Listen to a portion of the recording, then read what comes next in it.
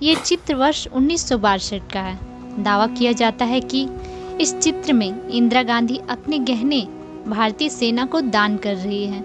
उन दिनों चीन के साथ युद्ध की स्थितियां बनी हुई थीं। इंदिरा के पिता जवाहरलाल नेहरू की गलत नीतियों के कारण पूरा देश गंभीर संकट में था। और अब ये वीडियो देखिए।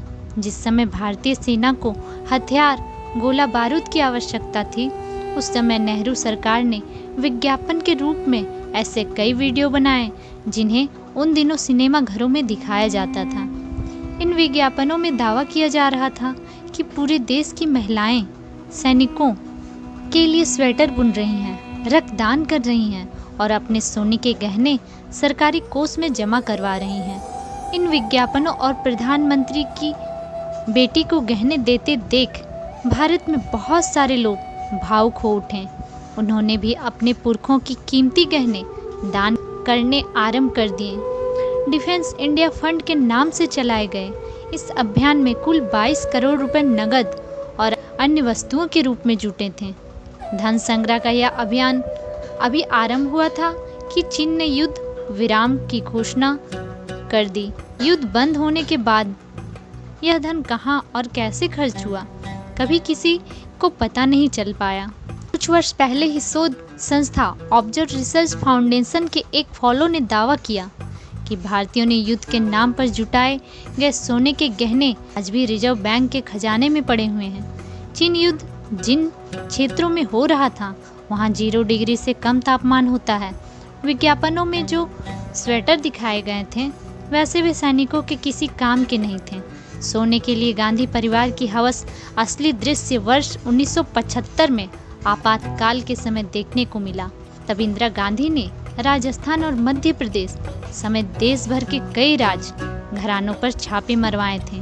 विशेष रूप से जयपुर की महारानी गायत्री देवी, ग्वालियर के सिंधिया घराने को निशाना बनाया गया। जयपुर की महारानी गायत्री देवी बहुत आकर्षक और गरिमामय व्यक्तित्व वाली महिला थी। वे शांति निकेतन में इंदिरा गांधी के साथ पढ़ चुकी थी। स्कूल के दिनों में ही इंदिरा गांधी गायत्री देवी से अत्यंत ईर्ष्या करती थीं।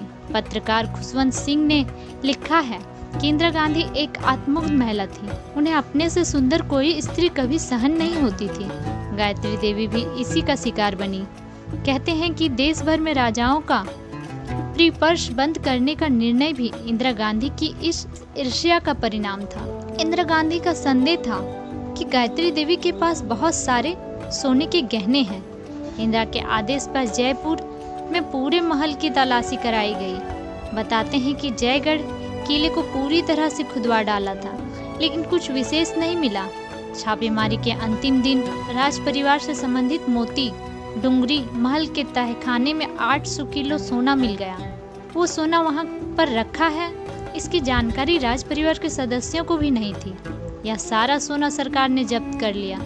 यह आरोप भी लगाते हैं कि जो सोना मिला था उसका एक बड़ा हिस्सा गायब करवा दिया गया। इंदिरा गांधी की डाह ऐसी थी कि उन्होंने महारानी गायत्री देवी को लगभग 6 महीने तक तिहाड़ जेल में बंद करवा कर रखा था। उन पर टैक्स चोरी और तस्करी जैसी धाराएं लगाई गई थी। जेल में वो बहुत बीमार थी, फिर भी इंदिरा सरकार ने उन पर रहम नहीं किया। गायत्री देवी की महानता आप इसी बात से समझ सकते हैं।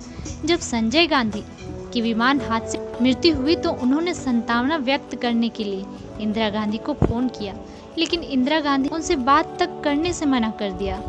तो जब प्रियंका गांधी वाड्रा कहती हैं कि उनकी दादी ने देश के लिए अपना सोना दान दिया था, तो आप स्वयं अनुमान लगा सकते हैं कि सच क्या रहा होगा।